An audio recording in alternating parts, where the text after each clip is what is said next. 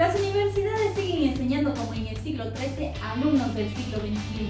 Por ello, muchas aulas y bibliotecas están vacías. Las estadísticas sobre los videos son que más de 50.000 años de videos vistos cada año en plataformas, más de 1.000 millones de horas de videos vistos cada día por internet.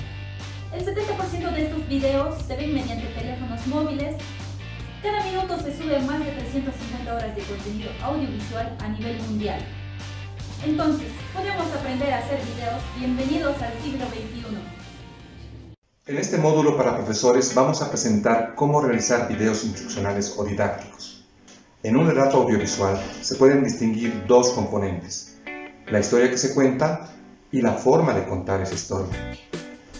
Del mismo modo, al producir un video didáctico, estamos creando presentaciones, narraciones, entrevistas, reportajes y animaciones en formato audiovisual a partir de contenidos académicos o curriculares de cualquier tipo. En este video mostraremos un ejemplo de cómo convertir algunos de estos procedimientos en formato audiovisual que alcancen los objetivos de aprendizaje para los estudiantes. ¿Qué haremos entonces? Plantearemos un modelo sencillo y eficaz de escritura de un guión didáctico. Aplicaremos métodos y técnicas básicas de cine y televisión que muchos de los ahora llamados youtubers usan. Finalmente, proponer a ustedes el análisis del papel de los videos audiovisuales en el proceso de transformación tecnológica que ha experimentado la enseñanza universitaria a nivel mundial. ¿Cómo alcanzaremos esos objetivos? Impartir una clase es una puesta en escena. Hoy en día, con la tecnología emergente, se ha estrechado más la relación entre formación y comunicación. Mostraremos cómo aplicar fácilmente técnicas narrativas del cine para crear materiales educativos prácticos y sencillos. No, solo los contenidos más adecuados y necesarios. No debemos grabar por grabar cualquier cosa. El tiempo es el bien más escaso, más preciado tanto para el profesor como para el alumno. Al hacer un video vamos a potenciar el interés y la atención de nuestros estudiantes. Sobre todo se les invitará a que ellos mismos participen activamente e incluso realicen este tipo de actividades. También la realización de estos videos servirá como un documento de divulgación científica, una imagen de marca de una determinada asignatura e incluso de nuestra misma universidad.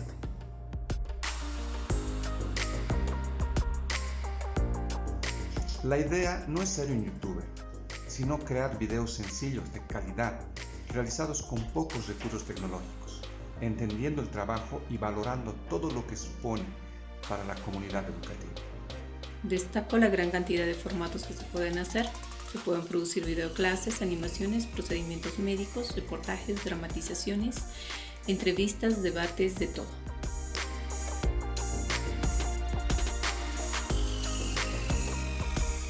Cualquier profesor o alumno puede aprender a realizar sus propios videos. Para formación presencial, semipresencial y a distancia, cursos virtuales. En la sociedad digital no podemos dejar de aprender. Para el siguiente video se hizo uso de un editor de texto Word para escribir el guión de las ideas que queremos transmitir. Para grabar el audio del guión se usó computadoras y celulares propios en un ambiente sin ruido. Se hizo uso de PowerPoint para las diapositivas y un editor de video de uso gratuito para editarlo y alguna música de fondo y video de uso libre. La presión arterial resulta de la fuerza ejercida por la sangre impulsada por el corazón hacia los vasos sanguíneos. La fuerza de la sangre contra la pared arterial es la presión sanguínea y la resistencia opuesta por las paredes de las mismas es la tensión arterial. Estas dos fuerzas son contrarias y equivalentes. La presión arterial está determinada por el gasto cardíaco y la resistencia vascular periférica. Por ello, la presión arterial refleja tanto el volumen de eyección de la sangre como la elasticidad de las paredes arteriales.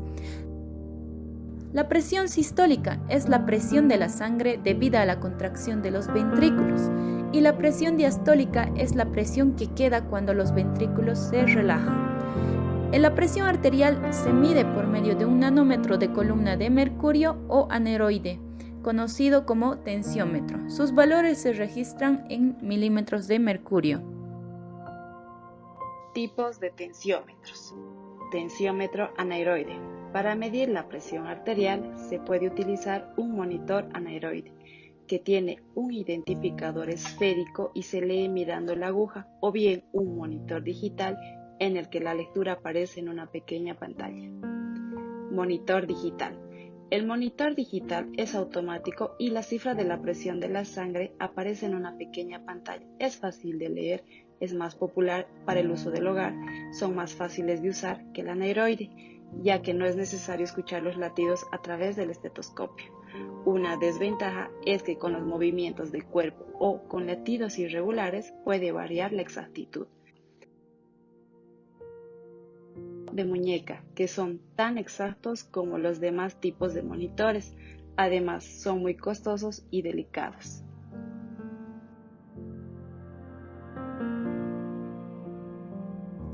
Preparación del sujeto y colocación del manguito.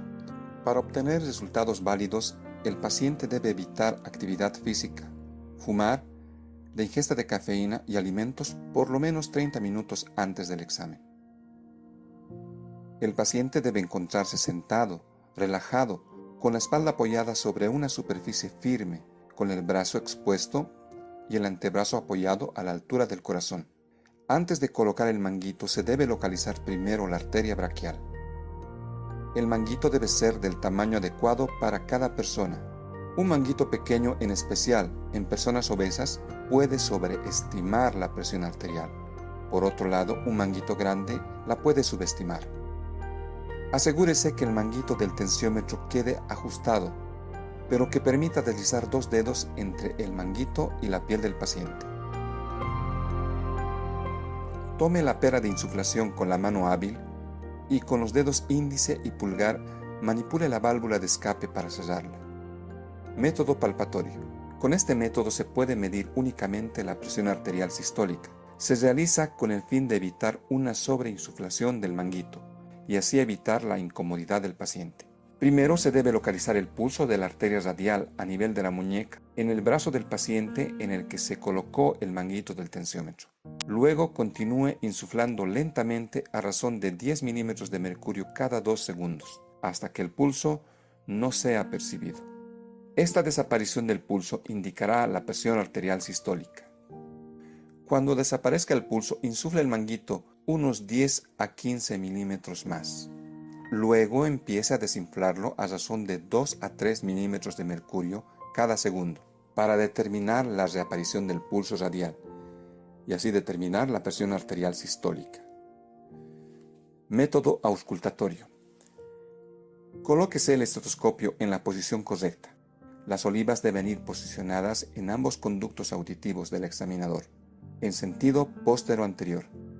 Coloque la membrana del estetoscopio sobre la trayectoria de la arteria braquial, a nivel del pliegue del codo. Preferiblemente no la coloque debajo del manguito. Debe aplicar suficiente presión para obtener ruidos nítidos, pero sin producir compresión de la arteria.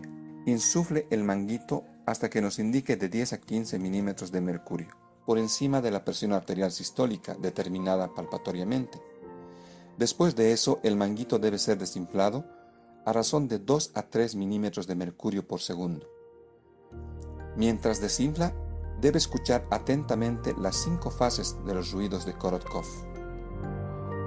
Para asegurarse que se ha alcanzado la presión arterial diastólica, se debe continuar desinflando el manguito a razón de 10 milímetros de mercurio luego de la fase 5.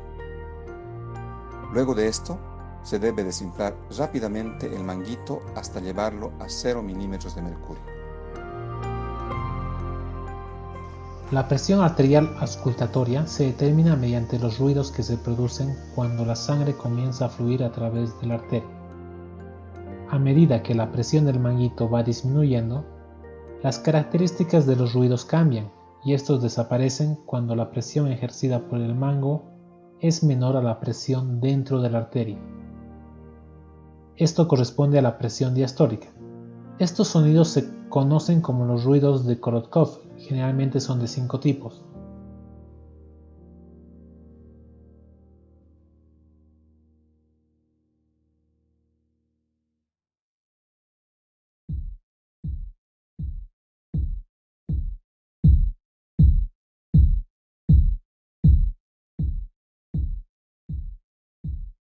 En ocasiones ocurre que después de haber escuchado el primer ruido pulsátil, es decir, la presión sistólica, viene una fase de silencio que puede extenderse hasta 40 o 60 milímetros de mercurio. Luego los ruidos reaparecen y finalmente disminuyen o desaparecen definitivamente. Ahí se determina la presión diastólica. Ese periodo de silencio se llama agujero auscultatorio de Korotkov. Este fenómeno puede dar lugar a un error si la presión arterial se determina solo por el método auscultatorio y no se sube la columna del tensiómetro a niveles suficientes. Puede ocurrir que el momento en que los ruidos reaparecen después del hueco auscultatorio se los considere como la presión sistólica. Este error se evita al hacer primero la medición por el método palpatorio.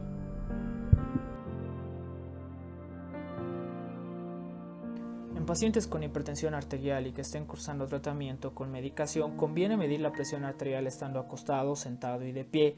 Ello permitirá un afinamiento de la presión arterial.